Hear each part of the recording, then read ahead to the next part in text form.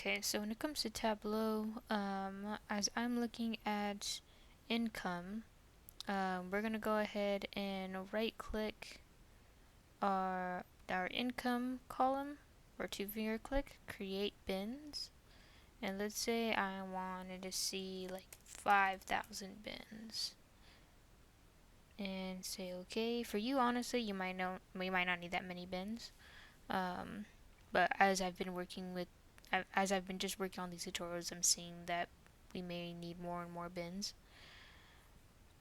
So now that we have that bin there, we can come back to income here that has a little hash sign next to it and drag it to the rows section. We're going to change this to count, and that's what we see.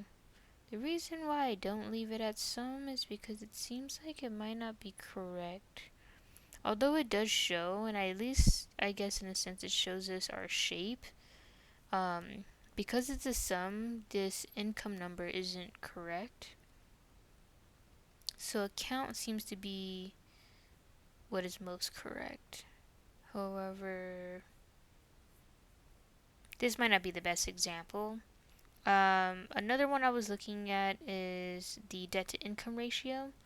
So this one is actually just all a string. So we're not going to necessarily be looking into these number formatted ones.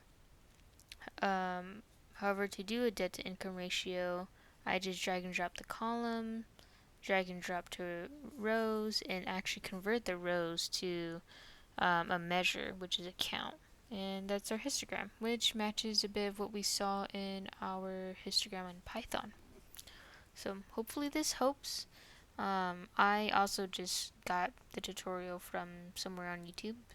Um, and yeah, so hopefully this helps to some degree. I guess the same can be done if you just click on the right hand side of the pie chart. And then it's just a matter of, wanting to get um, your labels in and things like that.